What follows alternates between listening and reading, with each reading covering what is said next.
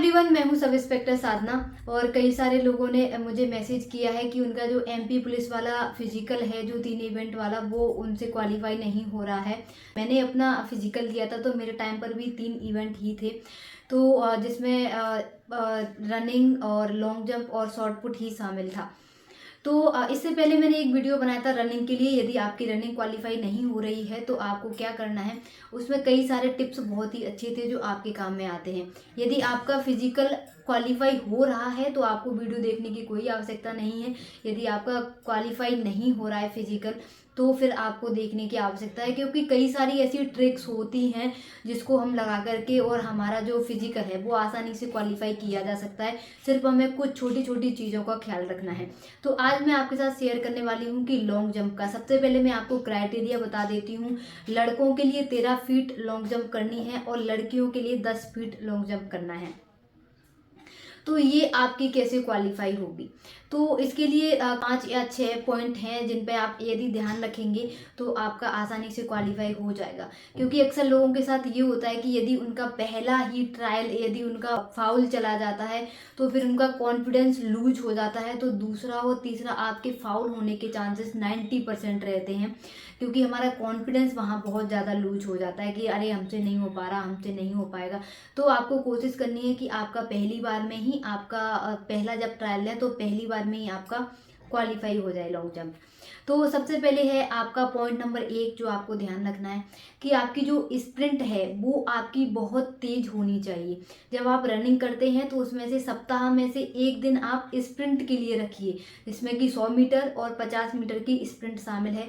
उस स्प्रिंट को आप बहुत तेज़ी से, जितनी तेज़ी से आप लगा सकते हो, जितना उसमें इम्प्रूवमेंट कर सकते हैं, ये फ़ायदा आपको देगा आपके लॉन्ग जंप में। क्योंकि जितनी अच्छी आपकी स्प्रिंट होगी आपकी लॉन्ग जंप उतनी ही अच्छी जाएगी।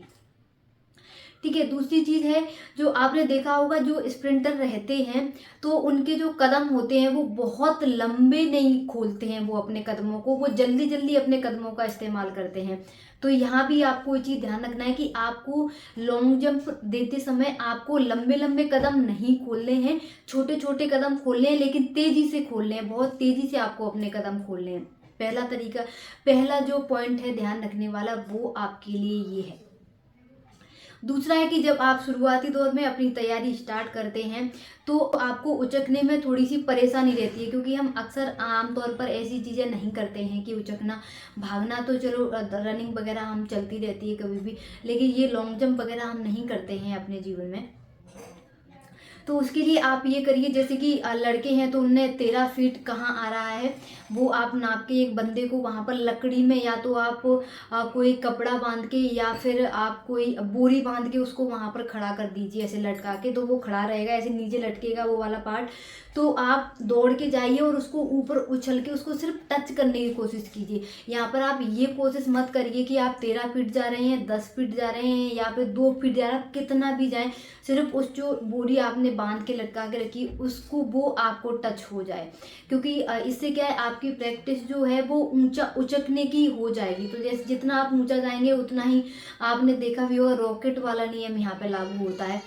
तीसरा जो पॉइंट है वो ये है कि आपका जो डोमिनेंट पैर है आप उसका यूज पटरे पर करिए।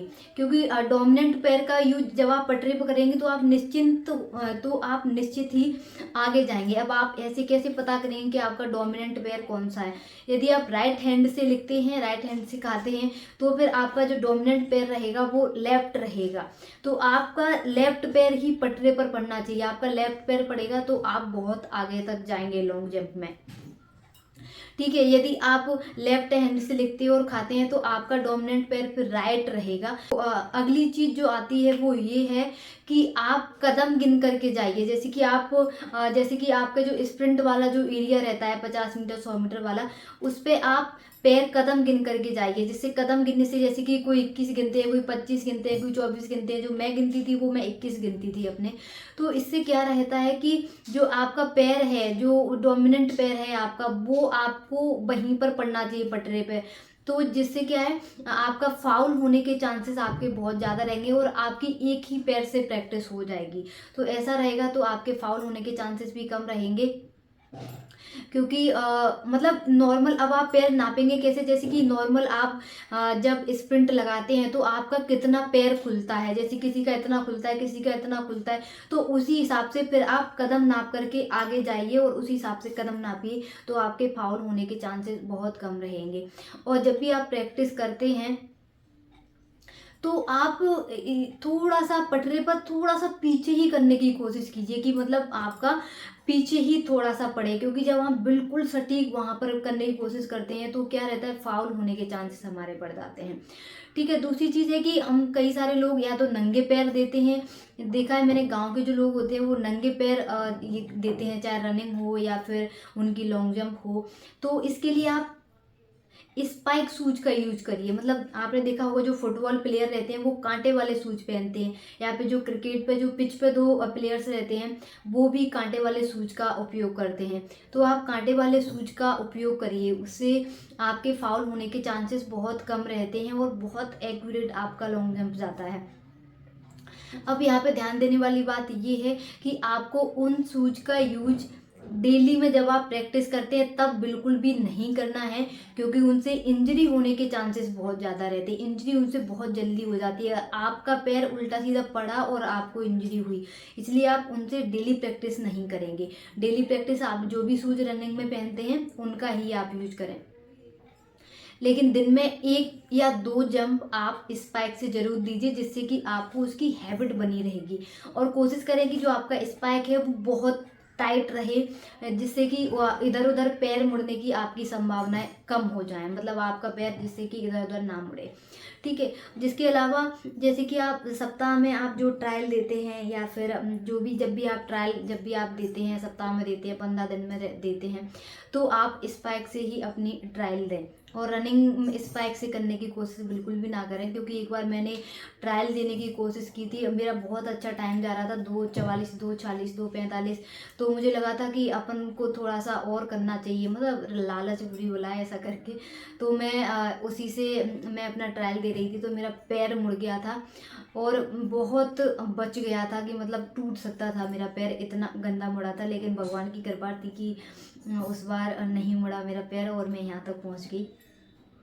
तो आप उसका उतना ही यूज कीजिए। आगे वाली जो चीज़ है ध्यान देने वाली ये है कि बहुत सारे लोग या तो गीली मिट्टी पे प्रैक्टिस करने लग जाते हैं, जिसकी मिट्टी बहुत गीली रहती है या फिर हार्ड रहती है, या फिर रेत रहता है तो वो गीला रहता है रेत, उस पे वो लोग कोशिश प्रैक्टिस करते हैं अपने लॉन्ग जंप की। तो आप वो मत करिए, क्योंकि उससे आपको यदि मिट्टी गीली हुई तो वो कोई मतलब नहीं है उस मिट्टी का, वो तो आप ज़मीन समझ लीजिए कि आप ज़मीन पे कूद रहे हैं, तो आपको इंजरी बहुत जल्दी हो जाएगी।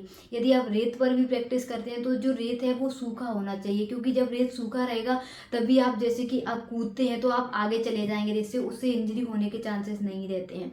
मैंने जो प्रैक्टिस की थी वो मैंने LNIP में की थी, तो वहाँ की जो मिट्टी थी वो नॉर्मल मिट्टी नहीं थी, जैसे कि अपने यहाँ कहीं भी अपने गड्ढा खोदा और वो मिट्टी निकली, वो वाली मिट्टी नहीं होती थी वहाँ पर। वो इतनी सॉफ्ट मिट्टी होती थी कि यदि आप उल्टे सीधे कैसे भी आपका पैर पड़ जाए, आप गिर जाएं, तो आपको कुछ नहीं होगा। तो मैंने अपनी LNIP में ही की थी अपनी प्रैक्टिस लॉन्ग जंप की, तो मेरे को इंजरी इस वजह से नहीं हुई थी, क्योंकि इसमें इंजरी होने के चांसेस बहुत ज़्यादा रहते हैं। तो आप इंजरी से ज़रूर बचना, क्योंकि रहता है कभी कभी कि बहुत कुछ पाने के चक्कर में हमारे हाथ में कुछ भी नहीं बचे, ऐसे ऐसे काम मत करना। इसलिए लॉन्ग जंप भी करते हैं या रनिंग भी करते हैं तो आप प्रॉपर जो उनके करने का तरीका है, जैसे कि रेत पे करिए आप, या फिर रनिंग कर रहे हैं तो आप मैदान पर ही करिए, रोड पे मत करिए। तो प्रॉपर वे में यदि आप तैयारी करेंगे तो आपका फिजिकल जरूर क्वालिफाई हो जाएगा, और जो आपके इंजरी के चांसेस हैं वो बिल्कुल लो हो जाएंगे। अगला वाला जो वीडियो मैं बनाने वाली हूँ वो मैं बनाऊंगी शॉर्ट पुट के लिए। शॉर्ट पुट में भी कई सारी ट्रिक्स रहती हैं जो हमें नहीं पता रहता। और आज थैंक यू सो मच।